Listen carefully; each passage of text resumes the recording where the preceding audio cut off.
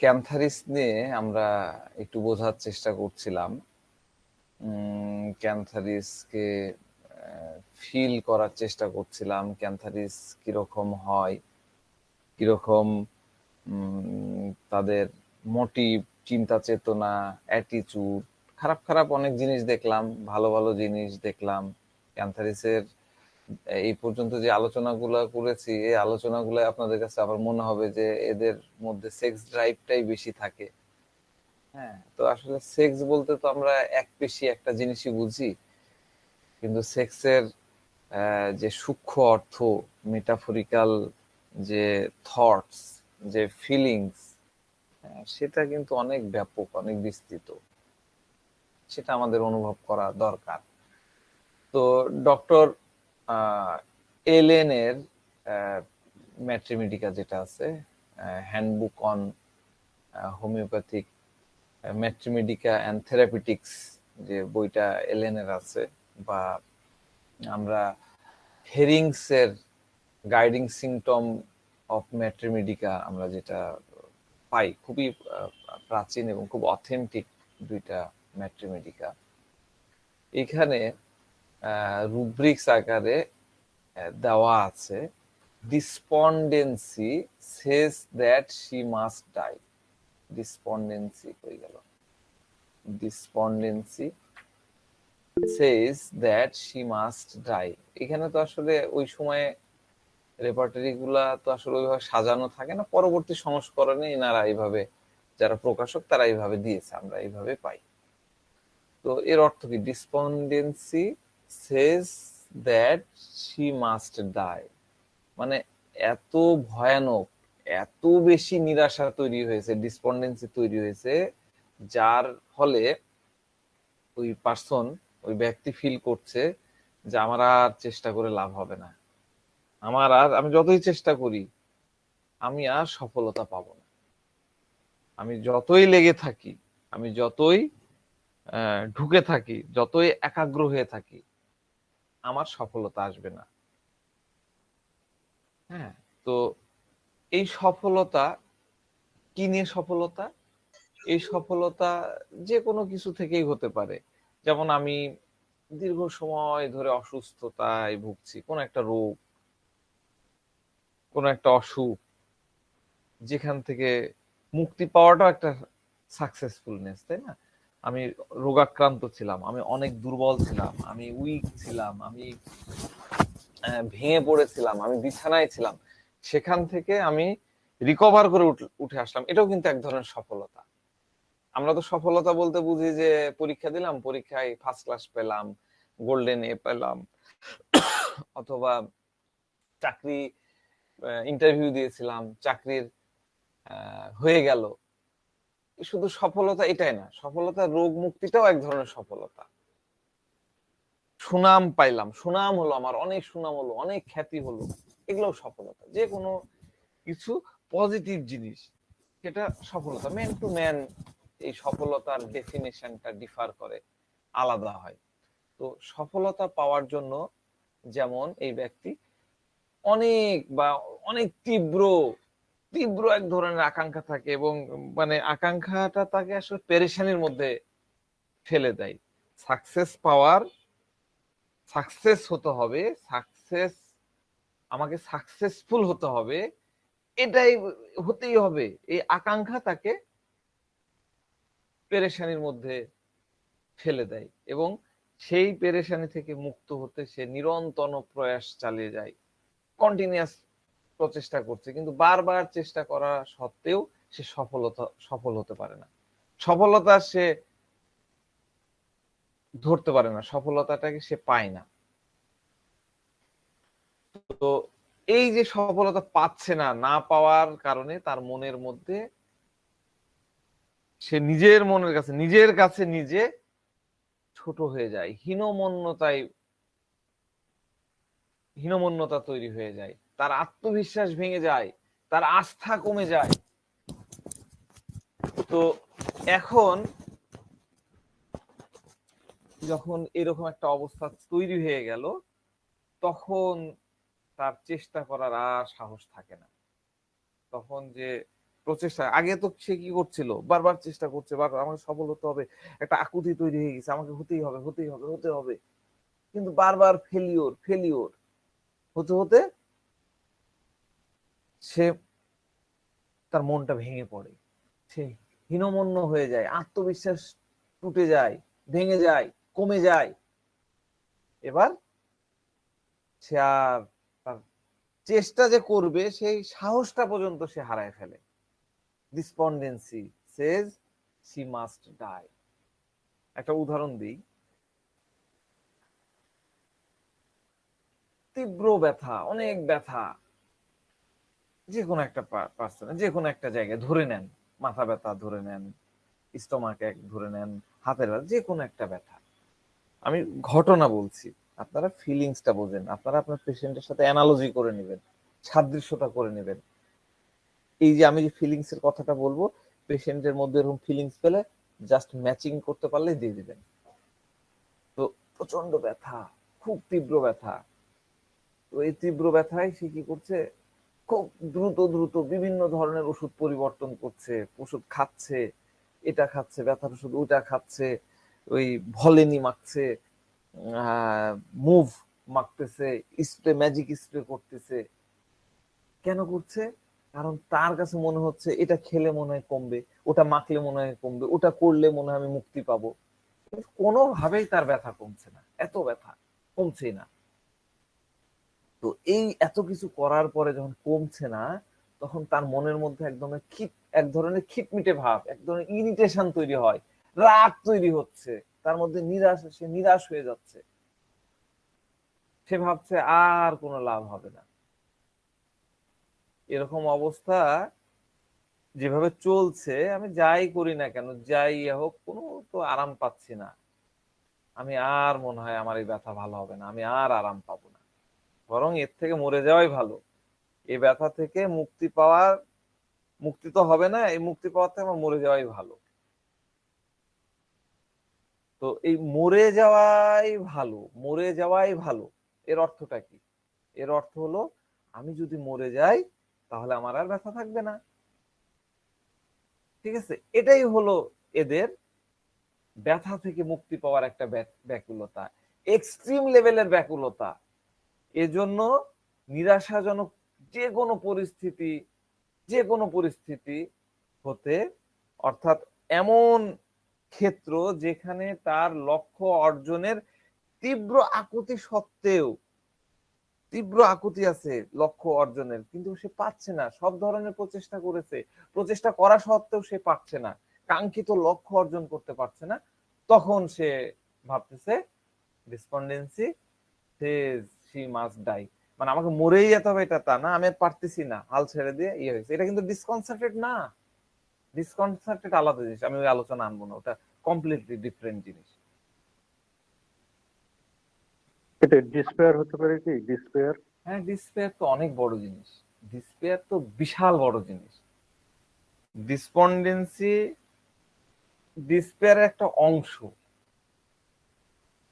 বুঝতে পারছেন? ধরেন যে ডিসপেয়ার, ডিসপেয়ারের মধ্যে দেখবেন প্রায় 400-500 মনে হয় মেডিসিন আছে। হ্যাঁ, আমি তার নিচের লেভেলের অংশটা বোঝাচ্ছি। সে হতাশ হয়ে সে ভাবতেছে আমার আর করা যাবে না, হাত গুটিয়ে নিয়ে আমার বরঞ্চ মরে যাওয়াই ভালো। ঠিক আছে, আরেকটু বলি তাহলে আরো মনে হয় ক্লিয়ার হবে।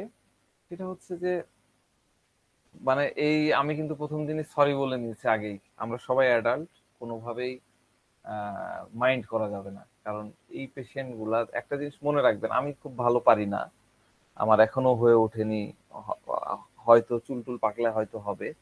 সেটা হচ্ছে যে, যদি আপনারা এই সেক্সুয়াল কেস গুলা নিয়ে, সেক্সুয়াল কেস এবং ইনফার্টিলিটি কেস, এই দুইটা কেস যদি আপনারা মানে সিদ্ধহস্ত হতে পারেন, হ্যাঁ, মানে কিছুই না, যদি সেক্সুয়াল কেসও যদি আপনারা সিদ্ধহস্ত হতে পারেন, দুই এক সিটিংসে একটা ভালো রেজাল্ট আনতে পারেন, তাহলে আপনাদের পেছনে তাকাতে হবে না। মানে শুধুমাত্র একটা জায়গায় আপনাদেরকে এমন জায়গায় নিয়ে যেতে পারবে, কারণ দেখেন আমরা সবাই মানুষের সেবা করতেছি, তার সাথে সাথে আমরা কিন্তু আমাদের রুজি রুটির ইয়েটাও কিন্তু চর্চা করছি, তাহলে ফিনান্সিয়াল বিষয়টাও আমাদেরকে মাথায় রাখতে হবে, লজ্জার কিছু নাই। তো এগুলো শেখার আছে। আমি যদিও মানে অনেক বড় মাপের ইয়ে হয়ে গেছি এই জায়গাগুলো, এরকম না, আমিও খাবি খাই এই জায়গাগুলো আমারও ধরতে, কারণ এই সেক্সুয়াল বিষয়গুলো হয় কি, মানুষ সহজে ওপেন হতে চায় না। ওপেন না হতে চাইলে তো আমরা অ্যানালাইসিস করতে পারি না ওইভাবে, হয় না। ওপেন না হলে হাতে গোনা কয়টা মেডিসিন আসে, আর্নিকা, ওপিয়াম, এরকম কয়েকটা মেডিসিন আসে, সেগুলা দিয়ে দেখা যাচ্ছে হচ্ছে না।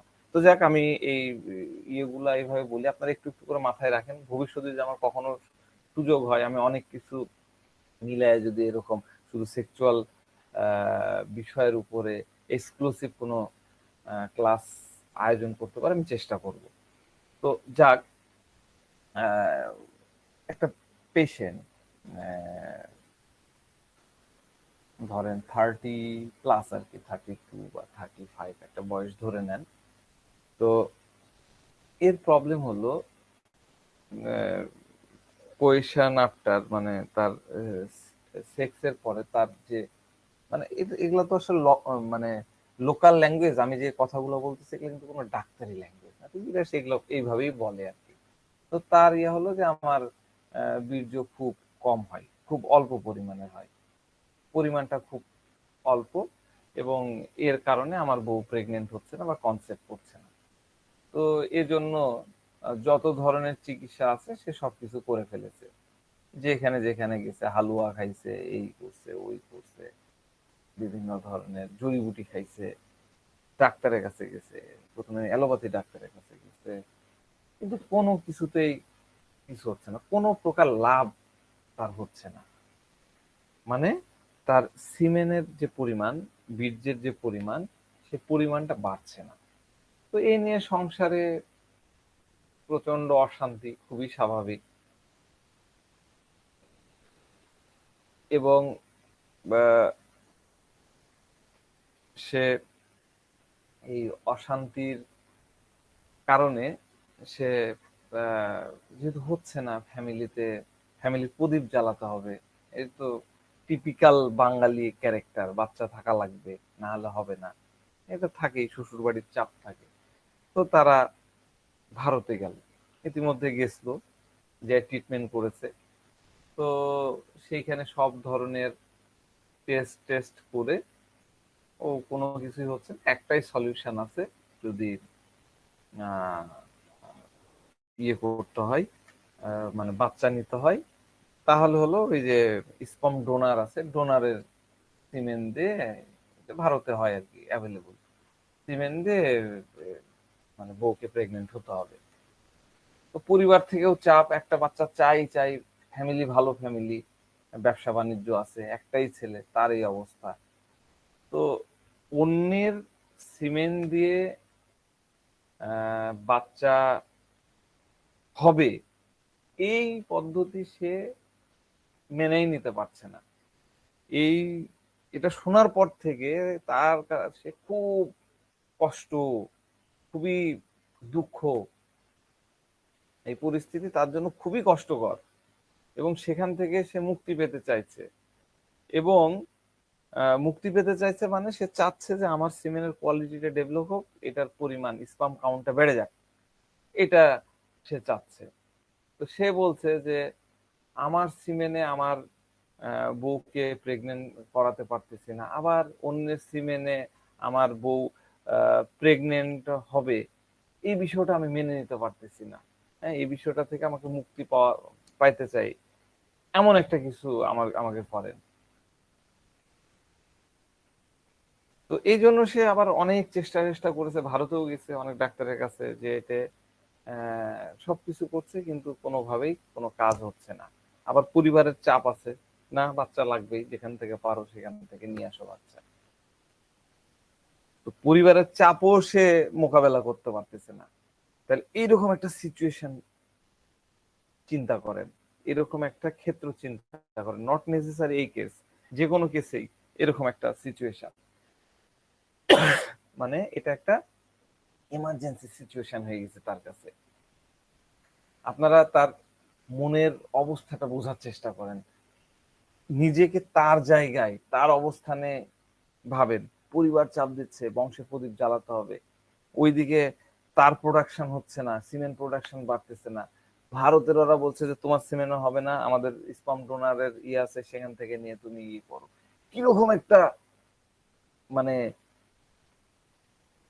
প্রেশারের মধ্যে সে পড়ে গেছে, মানসিক অবস্থা কতটা কষ্টকর, কতটা অ্যাঙ্গুইশ। অ্যাঙ্গুইশ কি, অ্যাঙ্গুইশের বাংলা হচ্ছে নিদারুণ মনোকষ্ট, physically and mentally both side সে কষ্টের মধ্যে আছে। তার পরিবারের লোকজন এমন অবস্থায় চলে গেছে যে যে কোনো সময় জোর করে ধরে নিয়ে তার বউকে নিয়ে যে মানে ভারতে যে সেই ওটা কি কি বলে ওটাকে আইভিআর মনে হয়, তো সেই পদ্ধতিতে একদম মানে বউকে প্রেগনেন্ট বানায় ছাড়বে, এরকম একটা প্রেশার লোকটা অনুভব করছে। এই পীড়াদায়ক অবস্থায় সে পরিবার এবং তার বউয়ের সাথে ঝগড়া করার পরেও সে প্রতিনিয়ত ফাইট করছে, না এটা হবে না, না এইভাবে হবে না, এরকম হবে না, প্রতিনিয়ত ফাইট করতেছে। তারপরেও সে জানে যে ঘাটতি যেটা, কমতি যেটা সে তো তার মধ্যে আছে, এই জন্য খুব বেশি প্রেশারও দিতে পারতেছে না। গলার টিপে ধরতে চাচ্ছে কিন্তু গলাটা টিপতে পারতেছে না, দুর্বলতা তো তার।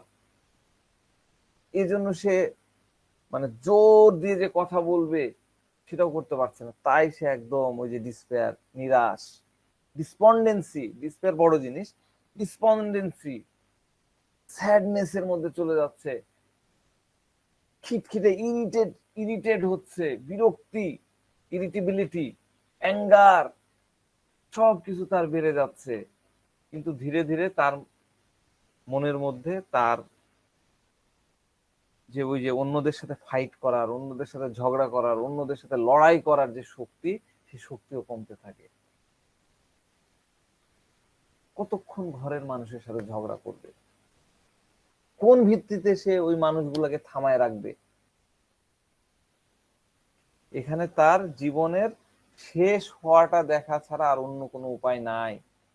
জীবনের শেষ হওয়াটা মানে কি, তার ভয় অন্যের সিমেন্ট দিয়ে বাচ্চা হয়, যদি বাচ্চা হয় সে বাচ্চাটা, সেই বাচ্চার বাপ, অন্যের সিমেন্টের বাচ্চার বাপ তাকে বলা হবে। চিন্তা করেন তাহলে তার যে কষ্ট, এই যে কষ্টের বাপ, সন্তানের বাপ কিন্তু তার না, আরেকজনের।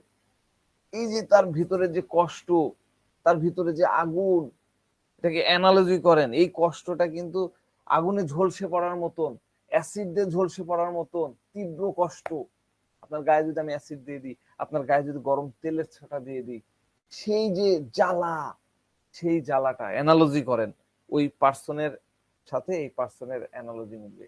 এবং সেখান থেকে মুক্তি পাওয়ার জন্য সে ছটফট ছটফট করে বেড়াচ্ছে, কোথায় হালুয়া আছে, কোথায় কি আছে, কোথায় কোন ডাক্তার আছে, একটু যদি শুনেছে, অনলাইনে যদি দেখেছে, সে সেখানে দৌড়াচ্ছে ছটফট ছটফট করতে করতে। যতটা ব্যাকুলতা আপনারা পুড়ে যাওয়া মানুষের ক্ষেত্রে দেখতে পাবেন, ঠিক ততটাই এরকম রোগীর ক্ষেত্রে দেখা যাচ্ছে। দুটো কষ্টই সমান, এইভাবে অ্যানালজি করতে হয়। রোগ যাই হোক, রোগ আমাদের কাছে প্রাধান্য নাই, সাফারিং, সে কতটা সাফার করতেছে, কতটা মানসিক কষ্ট আছে, এই কষ্টের সাথে এই কষ্ট মেলান, ফিজিক্যাল লেভেলের কষ্টের সাথে মানসিক কষ্ট মেলানো যায় এইভাবে যদি অ্যানালজি করা শেখেন। চিন্তা করেন, ভাবনা করেন, ব্রেনটাকে খাটান, ব্রেনটাকে কুল ব্রেনে খাটান, ডেফিনেটলি আপনারা পারবেন, সবাই পারবেন, অ্যানালজি খুব কঠিন বিষয় না। তো ম্যাথমেটিকা গুলাতে ক্যান্থারিসের মানে সেক্স করার যে তীব্র ইচ্ছা, সেটাতে অনেকগুলো রুব্রিক্স বলা আছে, আমরা তো আলোচনা করেছি, অ্যামিটিভনেস, অ্যামোরাস, ডেলেরিয়াম এরোটিক, এটা মনে হয় দিইনি, ডেলোরিয়াম এরোটিক, তারপরে ইনস্যানিটি, হ্যাঁ এগুলাও কিন্তু সেক্স মানে আর কি। তারপরে অ্যাবসেন্স ফ্লুইড, এটা তো বলছি, স্যাটেরিয়াসিস, হেটেরিয়াসিস, সব সেক্স রিলেটেড, কিন্তু এগুলাকে অনেক ডিপ লেভেলে শেমলেস, নির্লজ্জের মতন ই করতে থাকে। ওয়াইল্ডনেস, হ্যাঁ ওয়াইল্ডনেস একদম সেক্সের ক্ষেত্রে ওয়াইল্ডনেস, হিংস্র হয়ে পড়ে, নিম্ফোমানিয়া, গাদি গাদি এই রিলেটেড আছে, আমি খুঁজে খুঁজে সব বাইর করেছি, গাদি গাদি আছে। হ্যাঁ, তো অ্যামিটিভনেস, অ্যামুরাস, আমরা এই আলোচনা করেছিলাম, তাও বলি, অ্যামিটিভনেস, অ্যামুরাস, এই ভাবনা কি? এই ভাবনা হচ্ছে ব্যক্তির সেক্সের বশীভূত হয়ে পড়ে, সেক্সের দাস হয়ে পড়ে, সেক্সের প্রতি আকর্ষিত থাকে। আমরা ওই যে ভিডিওতে দেখলাম লালায়িত, যে কোনো, আমরা এটাকে সূক্ষ্মভাবে কিভাবে বলবো, যে কোনো বস্তুর প্রতি লালায়িত হয়ে পড়েছে, যে কোনো ভাবে। স্যার, আপনার ক্লাস তো আমার খুব ভালো লাগে, আপনি কোন কোন বই পড়েন? আপনি কোন কোন বই পড়েন প্লিজ বইয়ের ইয়ে করেন, কয়টা ম্যাথমেটিকা পড়েন? এটা এটা এটা পরের দিনে সে অর্ডার করে সব নিয়ে নিল। কেন? কেন? দেখেছে যে স্যার ক্লাস নিচ্ছে, 60 জন, 70 জন, 50 জন সেখানে বসে আছে, আমাকে ওই লেভেলে যেতে হবে, তার মতন জ্ঞান আমাকে অর্জন করতে হবে। আমি কিনে ফেললাম। এবার কেনার পরে 2-3টা পাতা উল্টানোর পরে আমার, আমি আর আনা যে না, এটা ভালো লাগতেছে না, বিতুল গাছ বাদ, না কেন্ট এটা ভাত, না এটা লাগছে না। এই ভাবনাটাকেও কিন্তু আমরা অ্যামিটিভনেস, অ্যামিরাস নিতে পারি। দেখেন কত কত ভাবে ইয়ে করা যায়। অশিক্ষিত ছেলে পেলে, বখাটে ছেলে পেলে, বস্তির ছেলে পেলে, এরা কি করছে? একটা জায়গায় বসে আড্ডা দিচ্ছে, চায়ের দোকানে আড্ডা দিচ্ছে, সামনে দিয়ে একটা সুন্দরী মেয়ে হেঁটে যাচ্ছে, কল্পনা করেন, আমি গল্প বলতেছি, আপনারা কল্পনা করেন, সুন্দরী মেয়ে হেঁটে যাচ্ছে, খুব সুন্দর লিপস্টিক দিয়ে, সুন্দর পরিপাটি হয়ে একদম হেলে দুলে যাচ্ছে। এবার এই যে বখাটে ছেলে, এদের মধ্যে একজন লালায়িত হয়ে বললো, আর দেখে বললো, মেয়েটার পিছে পিছে যাওয়া শুরু করলো। একবার যদি ওকে পাইতাম কি না হতো, আহ একবার যদি পাইতাম। কিন্তু তার তো কোনো কিছু করার নাই, সে তো ওই স্ট্যাটাসেরও নাই। ঠিক আছে, তো ক্যান্থারিসের ভাবনাগুলো এরকম, ঠিক এরকম। Delusion object about shining, shining অবজেক্টের পেছনে ফিরে আমাদের এই কাছাকাছি রুব্রিক্স আছে, ডেলুশন অবজেক্ট অ্যাবাউট শাইনিং, এই রুব্রিক্সটা তো আমরা বলেছিলাম। আরেকটা হচ্ছে fair mirrors in room of, fair mirrors in room of, খুব কাছাকাছি রুব্রিক্স। এই দুটার অর্থই কিন্তু চমকদার, শাইনিং অবজেক্ট, চমকদার, মিরর, মিরর্স ইন, মিরর কি? আয়না, চকচকে জিনিস, চকচকে জিনিসের প্রতি আকৃষ্ট, আকর্ষণ থাকে। হ্যাঁ, ফেয়ারের বিষয়টা আসছে। তো এখানে চকচকে জিনিসগুলো বলতে কি বুঝবো? চকচকে জিনিস আমরা কোনটাকে বলি? চকচকে জিনিস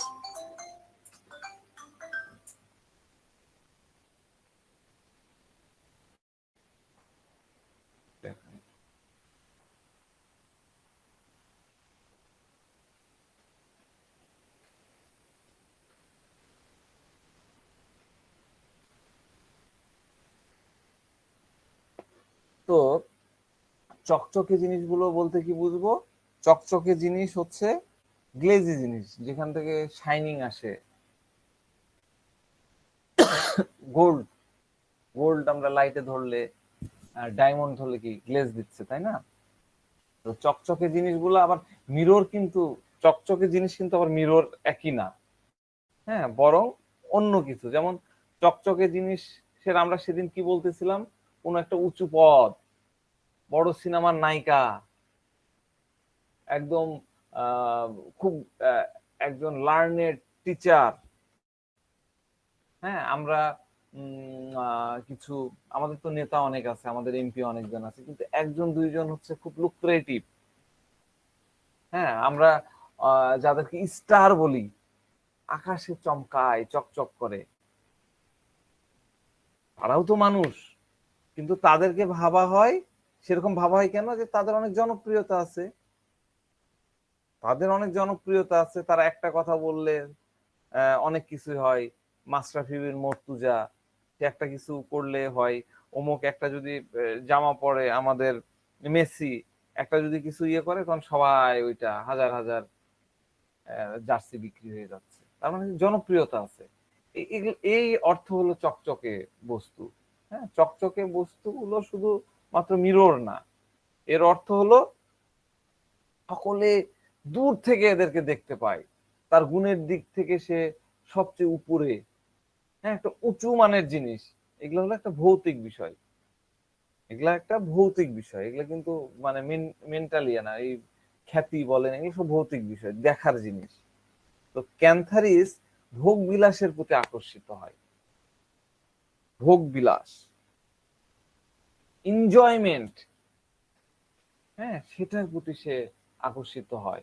মানে এরা হলো ম্যাটেরিয়ালিস্টিক, এদের মধ্যে ইমোশনের কোনো দাম নাই। ছেলে মা ছেলের একটা বন্ডিং থাকে, একটা ইমোশন থাকে, হাজবেন্ড ওয়াইফের ইমোশন থাকে, সেই ইমোশন থাকে না এদের কাছে, ইমোশনের কোনো ভ্যালু নাই। হ্যাঁ, সুখ অনুভূতি এদের মধ্যে থাকে না, এদের মধ্যে সূক্ষ্ম কোনো ভাবনা থাকে না, ইমোশনলেস। মেয়ে মানুষ হলেই হলো, ধরো আর কপাকপ সেক্স করো, মজা করো, তারপর ছুড়ে ফেলে দাও। এটাই ক্যান্থারিসের প্রবৃত্তি। আমি জাস্ট একটা উদাহরণ বললাম, এইটা নিলাম, ওই যে বললাম এই কেন্টের বই নিলাম, বাস কাজ শেষ, ফেলে দাও, অমুক হয়েছে, কোনো ইয়ে নাই। মেয়ে মানুষ যেরকম ক্যান্থারিসের আমরা বলার বোঝানোর চেষ্টা করছে, আজকে এই মেয়ে লাগে, কালকে ওই মেয়ে লাগে, শুধুমাত্র সেক্স ভাবনা থেকে, আর অন্য কিছু না। তার সাথে ঘরও করতে চাইবে না, প্রেমও করতে চাইবে না, গার্লফ্রেন্ডও বানাতে চাইবে না, কিছু না। তো মেয়ে মানুষের অর্থটা কি? মেয়ে মানুষের অর্থ হলো যে কোনো জিনিস যা সে পেতে চায়, দ্রুত পেতে চায়। হ্যাঁ, এবং তাকে, ছেলে মানুষ হলে তার অত ইজিলি ছাড়বে না, বসায় দিবে। মেয়েদেরকে আমরা অপেক্ষাকৃত কমজোর ভাবি, অত বেশি ইয়ে না, সবার ক্ষেত্রে বলতেছি না, মানে আমরা যদি সাহিত্যিক ভাষায় এর অর্থটা করি, দ্রুত হাসিল করা যায় এবং খুব ভালো মতো ব্যবহার করা যায়। ক্যান্থারিসের ভাবনা থেকে বলতেছি, এদের মধ্যে তো কোনো প্রেম ভাবনা থাকতেছে না, শুধু ব্যবহার করা নেই তার কাজ। তো আকর্ষণ যে কোনো জিনিসের প্রতি হতে পারে, যে কোনো জিনিস, যে কোনো জিনিসের প্রতি সে চিন্তা করে বা তার মাথায় আসে যে আমাকে এটা পেতে হবে। এবার পাওয়ার জন্য যেভাবে পাওয়ার দরকার সে পাবে। আমি যদি পেয়ে যাই তাহলেই তো সে আমার হয়ে গেল, আমি খুশি, আমি আনন্দ পাবো। যে জিনিস সে পেলে খুশি হবে, আনন্দিত হবে, এটাই হলো তার কাছে চকচকে জিনিস। এ ধরনের জিনিস পাওয়ার জন্য সে যত খারাপ হওয়া দরকার সে খারাপ হবে, যত নিচুতে নামা দরকার, যত নিচু কাজ করা দরকার সে নিচু কাজ করবে। তার মধ্যে তো ইমোশন নাই, সামান্যতম ভাব ভাবনা তার মধ্যে নাই, তার মধ্যে তো কোনো মোরালিটি নাই। এর জন্য কোনটা শালীন প্রক্রিয়া আর কোনটা অশালীন প্রক্রিয়া, কোথায় শীষ দিতে হবে আর কোথায় কি করতে হবে, সে দেখা দেখি নাই। তার পাইতে হবে চকচকে জিনিস, তার পাইতে হবে, শাইনিং অবজেক্টটা তার দরকার। এই জন্য যত ডাউনে যাওয়া দরকার সে যাবে। তবে এইটাকে আবার ভাবা যাবে না যে এরা অ্যাম্বিশিয়াস, এদের মধ্যে কোনো অ্যাম্বিশন থাকে না, বরং এরা তাদের মনের পছন্দ অনুযায়ী যে ভৌতিক যে সুখ, ম্যাটেরিয়ালিস্টিক যে সুখ, ভোগ বিলাসের যে লালসা, সেটা তার মধ্যে থাকে। তাহলে আমরা যদি প্রশ্ন করি যে ক্যান্থারিস কিসের প্রতি আকর্ষিত হবে, তাহলে উত্তর হবে যে সে যেখানে মজা পাবে। কোথায় মজা আসে? সেক্স করে মজা আসে, অনেক সুনাম হলে মজা আসবে, অনেক টাকা পয়সা হলে মজা হবে। আমি সেদিন বললাম বড় লোকের বেটা, এখন তার ইন্ডাস্ট্রির দরকার। তো এগুলা ভাবনা থেকে আপনার মনে হবে যে ভিরেট্রামের দিকে যাচ্ছে, কিন্তু বিষয়টা তা না। ভিরেট্রামের একটা দর্শন আছে, এর তো কোনো দর্শনই নাই। সে যেটাকে মনে করবে যে এখান থেকে আমার মজা আসবে, এখান থেকে কিছু একটা হবে, সে ওটাই পেতে চাবে। তো আমাদের কাছে আহ অনেক বাচ্চারা আসে, নিঃসন্দেহে বাচ্চারা আসে, বাচ্চা পেশেন্ট আসে যারা প্র্যাকটিস করি। তো এই বাচ্চা পেশেন্ট আসলে তাদের তো আসলে ধরেন যে একটা 4 বছর 5 বছর বা 6 বছরের বাচ্চা আপনার কাছে আসলো। তো এই এতদিন ধরে যে আলোচনা করলাম সেক্স রিলেটেড আলোচনা, হ্যাঁ, তাদের মধ্যে তো সেক্স সম্পর্কিত কোনো ধারণা থাকে না, তাহলে কি আমরা তাদেরকে ক্যান্সার দিব না? আমাদের ম্যাথমেটিক্যাল বর্ণনা যদি আমরা অনুযায়ী আমরা যদি বাচ্চাদের উপরে ক্যান্সারিস প্রয়োগ করতে যাই, তাহলে ডেফিনেটলি আমরা কিন্তু পারবো না। বিলিভ মি, আপনারা পড়ে দেখেন, আপনারা কোন বাচ্চাকে কিন্তু ফিট করতে পারবেন না। আমি যে ভাবনাগুলোর কথা বলতেছি, খুব ইনার মোস্ট ডিপ লেভেলের যে থিঙ্কিং, সূক্ষ্ম যে ফিলিংস, এই ভাবনাগুলো আপনি যদি না নিয়ে ম্যাথমেটিক্যাল যে লেখা আছে সে অনুযায়ী যদি আপনি কোনো বাচ্চার ক্যারেক্টারের সাথে মিলাতে যান, কোথাও আপনি কিন্তু খুঁজে পাবেন না। বাচ্চাদের ক্ষেত্রে আমরা ওই যে পাবো যে বাচ্চারা লিঙ্গ ধরে টানাটানি করবে, তখন দিব।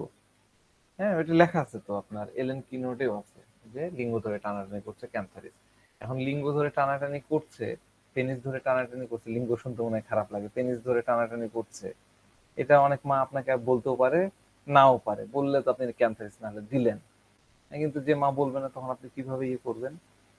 তারপরেও আরেকটা কথা থাকে, এখন বাচ্চা পেনিস আছে, কিন্তু মেয়ে বাচ্চা যদি হয় তার পেনিস পাবেন কোথায়? সে কি করবে?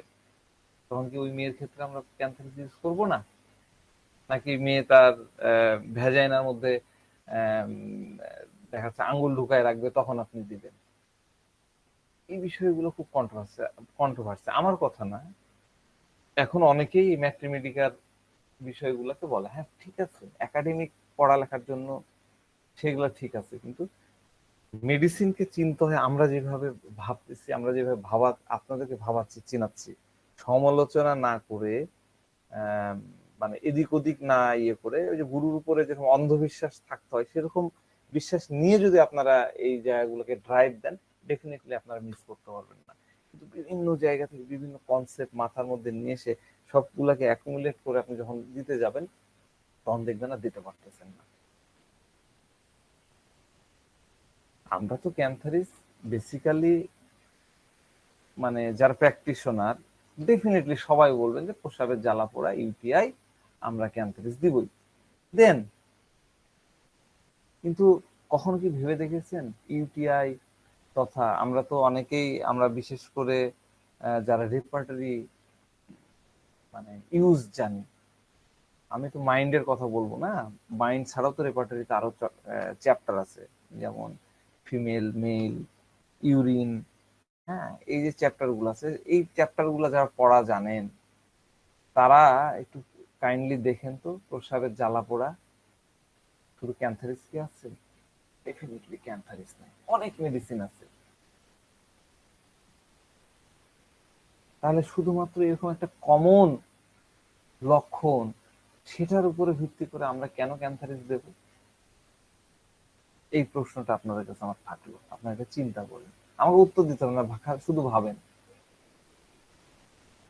একটু ভাবার আছে। তাহলে আপনাকে ক্যারেক্টারটা কেন বুঝতে হবে, পার্সনটাকে কেন, কেন ট্রিট দ্য পেশেন্ট বলা আছে? হ্যানিম্যান তো ওরকম মানে বোকা, আমাদের মতন অত অথর্ব না, সে কিন্তু বিবেচনা করেই রেখেছে, কিন্তু হ্যানিম্যান সেখানে আমাদেরকে দিয়ে গেছে, আমরা কিন্তু তার ধারণা থেকে বাড়িয়ে চলে গেছি। আমরা যে সিলেবাস ধরে পড়ছি, আমরা যে বইগুলা ধরে পড়ছি, সেগুলো কিন্তু বাণিজ্যিক প্রেক্ষাপট নিয়ে তৈরি হয়েছে। তো যাক, আলোচনাগুলোকে যদি আমি একটু জিস্ট করি, তাহলে আহ, এরকম দাঁড়ায় যে ক্যান্সারিস ব্যক্তিরা অনেক বেশি পেরেশান, অনেক বেশি পেরেশান তার রোগ নিয়ে, তার চাওয়া পাওয়া, গ্লিটারিং অবজেক্ট সবকিছু নিয়ে অনেক বেশি পেরেশান। বলা যায় সে ছটফট ছটফট করতে থাকে, ছটফট ছটফট করতে থাকে, এবং করতে করতে এই পেরেশানের মধ্যে সে ফেসে যায়, সিজড। লাইফ পুল চলছিল, কোনো একটা জায়গায় পেরেশানি হয়ে গেল, ঝামেলা হয়ে গেল, এই ঝামেলা নিয়ে সে ছটফট ছটফট করতে থাকছে, ছটফট করতে করতে সে ওই ছটফটের মধ্যে ফেসে গেছে। রেলুশন ইনজুরি, ইনজুরি আসলো, ইনজুরি দেশে সিরিজের মধ্যে ফেসে গেল। এবার এই অবস্থা থেকে দ্রুত বের হতে, এই হেল্প করে, আসো ভাই, কে আসিস, বাঁচা, এই ওই, দ্রুত অন্যের সহযোগিতা পেয়ে মুক্তি পেতে চাই। ডেলিরিয়াম ক্রাইং উইথ, সে যে নিজে পরিস্থিতির মোকাবেলা করবে, সেটাকে ফেস করবে, সে সামর্থ্য তার থাকে না এবং সে কিছু করতেও চায় না। এবং সে যখন আপনার সাথে আপনার কাছ থেকে হেল্প চাইবে, তখন আপনাকে সম্মানও করবে না, বলা যায় সে একটা বেয়াদব মার্কা লোক, বেয়াদব টাইপের লোক। খুব কাছাকাছি এই কথাগুলোর মধ্যে আমরা পাই রুব্রিক্স: ইনসুলেন্স, ইনসোলেন্স, ইমপেশেন্স, রুডনেস, রাগারাগি করবে, দেরি করে দেখেন কি করে, হ্যাঁ, অ্যাবিউসিভ, ইনসাল্টিং, গাল দিবে, বাপ মা তুলে গাল দিবে। বার্কিং ডেলিরিয়াম ডিউরিং, খুব সুন্দর একটা রুব্রিক্স। বার্কিং, কুকুর যেরকম ঘেউ ঘেউ করে ওইরকম ঘেউ ঘেউ করতে থাকবে। কন্টেম্পচুয়াস, আপনাকে অবজ্ঞা করবে, ঠিক আছে। ব্লাসফেমি, কার্সিং, আমি তো ব্লাসফেমি নিয়ে আলোচনা করেছি। কার্সিং, গালায়, ওই কার্সিং মানে কি, কার্সিং করা, অভিশাপ দেওয়া, অভিসম্পাদ দেওয়া, ডিফাইন, এগুলো সব। ডিসঅবিডিয়েন্স, ওয়াইল্ডনেস,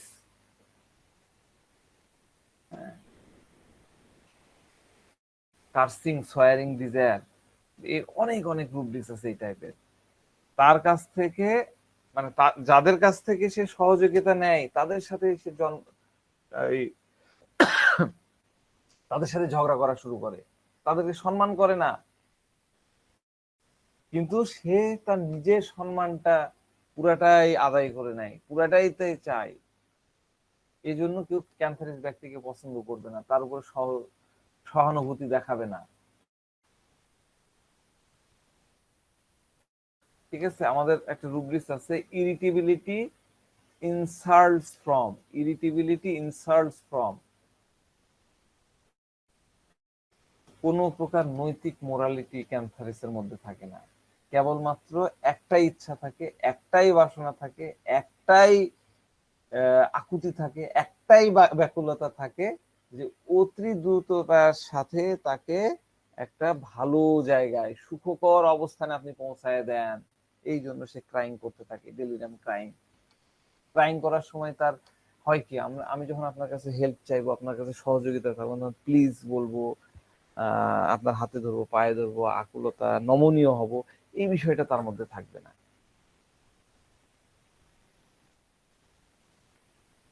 সে চাচ্ছে আপনি তাকে ওই জায়গায় পৌঁছায় দেন। সে যে ঝুলন্ত অবস্থায় আটকে আছে, সে জায়গায় সিজড হয়ে আছে, সেখান থেকে আপনি দ্রুততার সাথে তাকে মুক্ত করে দেন, এটাই তার চাহিদা, মুক্তি পাওয়ার চাহিদা।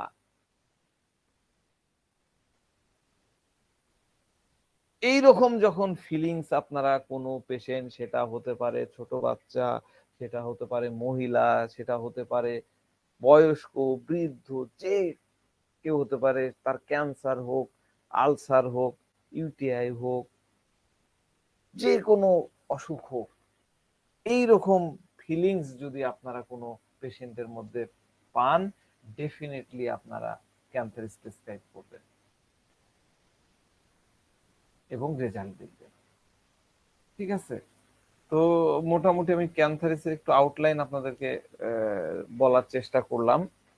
আমি আজকে একটা কেসটা একটু বড়ই হয়ে যাবে, কেসটা আলোচনা করার আগে কয়েকটা টার্ম না আলোচনা করলে হয় না। এগুলা আমার বাচ্চাদের ক্লাস, বাচ্চাদের সিরিজ ক্লাস নিতে চাচ্ছিলাম, তখনই চেয়েছিলাম। তো যাক, আজকে সময় আছে, একটু আলোচনা করি, আরো অনেক কেস আছে, সেগুলো নিয়ে আলোচনা করা যাবে তখন। সেটা হলো যে, প্রথম আমরা এডিএইচডি, এডিএইচডি সম্পর্কে জানি: অ্যাটেনশন ডেফিসিয়েট হাইপার অ্যাক্টিভ ডিসঅর্ডার, তাই না? ADHD লিখে দিই, ADHD। ADHD টা কি? ADHD হলো কি রোগ বলেন তো এটা? ADHD আমরা জানি না। সূচিবায়ু। না না, ওটা হলো OCD। সুসিবাই হচ্ছে OCD। এগুলা নিয়ে আলোচনা করতে হবে। এই বাচ্চাদের, এগুলো তো প্রচুর বাচ্চা আসে এখন, প্রচুর বাচ্চা আসে। এবং মজার ব্যাপার হচ্ছে, আমার কাছে তো মামুন হোসেন, মানে এখানে সাইকিয়াট্রিস্ট একজন আছেন খুব বিখ্যাত প্রফেসর, তার কাছ থেকে ইয়ে হয়ে আসে, এবং ওই কেসগুলা সলভ করা অনেক ইজি হয়ে যায়, কারণ তারা এত সুন্দর করে মনোসমীক্ষণ করে, মেন্টাল অ্যাসেসমেন্টটা করে, সাইকোলজিক্যাল অ্যাসেসমেন্ট, তারপরে আইকিউ এগুলা করে, সেখান থেকে আমরা অনেক কিছু নিয়ে নিতে পারি। হ্যাঁ, ADHD হলো যে আপনার এই বেশিরভাগ ক্ষেত্রে বাচ্চাদের মধ্যেই দেখা যায়। হ্যাঁ, এক ধরনের মেন্টাল ডিসঅর্ডার আর কি, অ্যাটেনশন ডেফিসিয়েট হাইপার অ্যাক্টিভ ডিসঅর্ডার। বুঝছেন? মানে এই বাচ্চারা অত্যাধিক চঞ্চল, অত্যাধিক চঞ্চল, অতি চঞ্চল, অমনোযোগী, এবং এই ছোট থেকেই। এবং এটা মানে সে নট অনলি তার বাসায়, স্কুলেও সে এই একই টাইপের আর কি, কোনো ইয়ে নাই, অ্যাটেনশন না। আজকে আমি একটা পেশেন্ট দেখলাম সকালে, মানে আমার পুরনো পেশেন্ট, ডেভেলপ আছে, কিন্তু ওই মা বাবা ইয়ে যদি না হয়, সিনসিয়ার যদি না হয়, এই বাচ্চাগুলোর ট্রিটমেন্ট করা খুব কঠিন হয়ে যায়। তো সাধারণত দেখা যায় যে 3-4 বছর বয়সে এই ADHD-টা ডেভেলপ করে। হ্যাঁ, তো প্রথম দিকে হয় কি, বাচ্চারা তো একটু চঞ্চল থাকেই, চঞ্চলতার তো লেভেল থাকে, কিন্তু এগুলো হলো অতি চঞ্চল, অতি চঞ্চল। বাচ্চারা দুষ্টুমি করবে, ঠিক আছে, বড়দের মতো আচরণ করবে, পাকামো করবে। হ্যাঁ, কিন্তু দেখা যাচ্ছে এরা মাত্রাটা বেশি, যে কোনো কাজ তাড়াহুড়া করে করবে। হ্যাঁ, যে কোনো জিনিস নিয়ে দেখা যাচ্ছে যে পড়তে বসলে বেশিক্ষণ বসে থাকতে পারতেছে না, মনোযোগ ধরে রাখতে পারতেছে না, ওখান থেকে যে আরেকটা কাজে শুরু করলো, আবার ওই জায়গায় থেকে পারতেছে না, সারাক্ষণ ছুটাছুটি, একবার এই রুমে একবার ওই রুমে, এটা ধরছে ওটা ধরছে। হ্যাঁ, কোনো কিছু চিন্তা ভাবনা না করে হঠাৎ মঠাৎ একটা কিছু করে ফেলছে, মানে স্থির হয়ে বসে থাকতে পারে না। দেখা যাচ্ছে বই বই কোথায় রাখছে, কলম কোথায় রাখছে, খাতা কোথায় রাখছে, এইটা সে খুঁজে পায় না। দেখা যাচ্ছে আপনি একটা প্রশ্ন করলেন, প্রশ্ন শোনার আগে সে উত্তর দিয়ে দেবে। আপনি কি প্রশ্ন করলেন বাবা, প্রশ্নটা বুঝার তার টাইম নেই। হ্যাঁ, আপনি বললেন, বললে সে একটা অ্যান্সার দিয়ে দেবে। শুধুমাত্র পড়ালেখা না, খেলাধুলাতেও সে কোনো মনোযোগ ধরে রাখতে পারে না। একবার ক্রিকেট, একবার ফুটবল, একবার র্যাকেট, এইরকম আর কি। আপনি ধরেন কোনো কাজ করছেন, কারোর সাথে কথা বলতেছেন, তার মধ্যে ঢুকে পড়বে, মিডিল সাম ঢুকে পড়বে। আমাদের এইভাবে অনেক রুব্রিক শেখা যায়। ঢুকে পড়বে, ঢুকে তার ইয়ে করবে। তো অতি চঞ্চলতার কারণে এই ADHD দেখা যায়। আরেকটা ডিজিজ আছে, সেটা, এই ডিজিজের নাম হচ্ছে ADD। এডিডি, এডিডি হলো অ্যাবজেশনাল ডিফিয়েন্ট ডিসঅর্ডার। অ্যাবজেশনাল ডিফিয়েন্ট ডিসঅর্ডার, এটা কি? এটাও হলো ওই মানে ADHD-র মতন হাইপার অ্যাক্টিভ ইয়েতে। তো এইটাতে কি হয়, এটা তো হলো যে মনোযোগের খুব অভাব, তার সাথে হাইপার অ্যাক্টিভিটি থাকবে, মনোযোগ এক জায়গায় দিতে পারবে না, একটু আগে যেটা পড়েছিল, একটু আগে যেটা বলেছিল সেটা মাথা থেকে আউট। হ্যাঁ, এবং আহ, দেখা যাচ্ছে যে আহ, আহ, আরেকদিকে ইয়ে হয়ে গেছে। এগুলা বেসিক্যালি নিউরোলজিক্যাল ডিসঅর্ডার আর কি, তার ব্রেনের ইয়ের কারণে এরকম ইটা হয়। তার দেখা যাচ্ছে যে স্কুলে ব্যাগ নিয়ে যেতে হবে, কি কি বই ইয়ে করতে হবে, সেগুলাকে সে ঠিক মতো ইয়ে করতে পারতেছে না। হোমওয়ার্ক যেগুলা দিচ্ছে, হোমওয়ার্ক গুলা ফলো করতে পারছে না।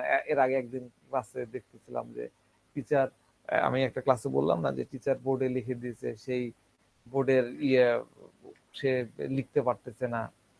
মানে যে জায়গায় ফোকাস দেওয়া দরকার সে ওই জায়গায় ফোকাস করতে পারতেছে না। ঠিক আছে, খুব দ্রুত বিরক্ত হয়ে পড়ে। হ্যাঁ, নতুন কিছু শিখতে বা নতুন কিছু গ্রহণ করতে সে পারে না। ঠিক আছে, এটা একটা ইয়ে গেল। আরেকটা হলো S L D. S L D হলো specific learning disability. S L D আমি এটা একটু লিখে দিই, এগুলো গুগলে সার্চ করলে আপনারা পেয়ে যাবেন। এস এল ডি টার্ম গুলা বলার জন্য আমি এগুলো নিয়ে আলোচনা করবো বিস্তর, কি কেন তৈরি হলো, কোত্থেকে আসলো। হ্যাঁ, এগুলো সব সাইকোলজির জায়গা, আপনারাও নিজেরাও পারবেন, কিন্তু আমার যেহেতু স্টাডি করা আছে আমি সহজ করে আপনাদের জন্য কোনো না কোনো ক্লাসে আলোচনা করবো। Specific learning disability. Specific learning ডিসএবিলিটিটা কি? স্পেসিফিক লার্নিং ডিসএবিলিটিটা হচ্ছে আপনার, ধরেন যে আপনি ম্যাথ শেখাচ্ছেন, ওই ম্যাথের ওই স্পেসিফিক জিনিসগুলাকে সে পারফর্ম করতে পারবে না, ও নিতে পারবে না, অন্য আরেক দিকে চলে যাবে। আমি এগুলা ইয়ে করে আপনাদেরকে বলবো না, আমি জাস্ট অল্প একটু আলোচনা করলাম। তো আমি কেসের দিকে আসি। এই বাচ্চাটার বয়স 15-16 মতো, মায়ের সাথে আসলো। তার চিফ কমপ্লেন ছিল তার মানে গালে পিম্পলস, অনেক পিম্পলস। হ্যাঁ, এবং শরীরে খালি ফোড়া ওঠে, বিষ ফোড়া, ব্যথাযুক্ত ফোড়া গুলো ওঠে বিভিন্ন জায়গায়। উম, আহ, নিচের দিকে ওঠে, উপরের দিকে ওঠে, চলছেই। মানে প্রায় 5-6 মাস ধরে অনবরত বের হচ্ছে, ভালো হয় আবার হয়, ভালো হয় আবার হয়। তো এই কেসটা মূলত ওই সাইক্রিটিক কেস। ওই আহ, আমি যে ডাক্তারের কথা বললাম তার কাছে সে ট্রিটমেন্ট নিত, তিনি নোট করে দিয়েছেন এডিএইচডি, এডিডি, এসএলডি। তো তার ফাইলগুলা এগুলা কিন্তু পড়তে হয়, পড়ারও একটু জানার বিষয় আছে।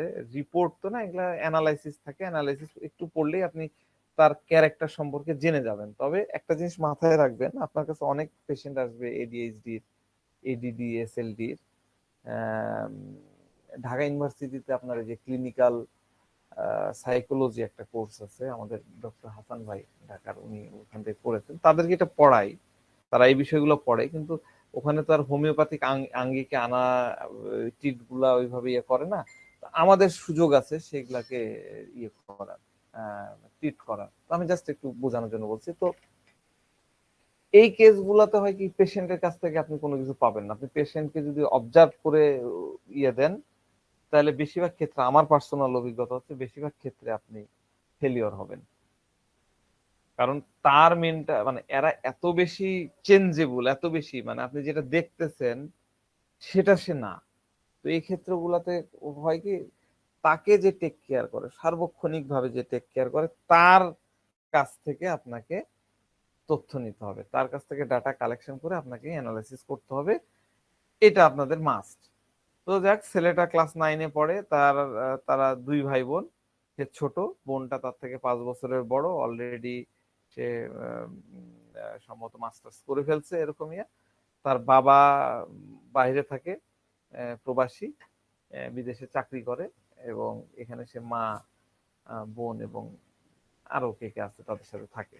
তো সবকিছু ইয়ে হলো, আমি কিন্তু ইনফর্মাল কেস টেকিং বলতেছি। তো মায়ের কাছে জিজ্ঞাসা করলাম তার আহ, মানে সমস্যাগুলা কি। তো তখন বললো যে এরকম পিম্পল উঠছে, আর আহ, এই ফোড়াগুলো খুব ব্যথা, এবং দীর্ঘদিন থেকে এটা হচ্ছে। তো তাকে কোনো ডাক্তারের কাছে নিয়ে যাওয়া যায় না।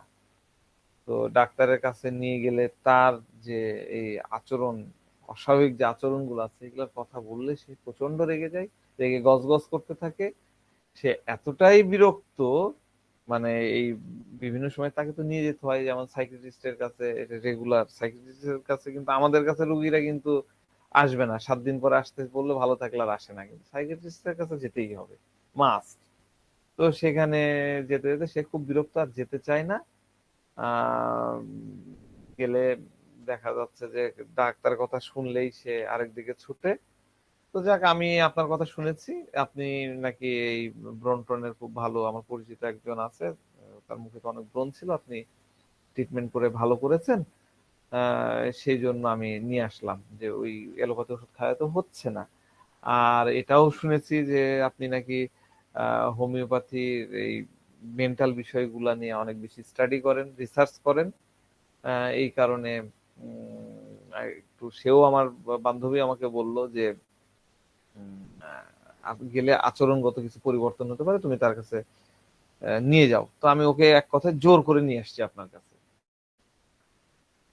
তো যে তার পরিবারের কথাগুলো জিজ্ঞাসা করলাম, ভাই বোনের কথা জিজ্ঞাসা করলাম, কার সাথে কিভাবে থাকে কিভাবে থাকে না এগুলো জিজ্ঞাসা করলাম, বাবা কি করে। তো বলতেছে বাবা বিদেশে থাকে।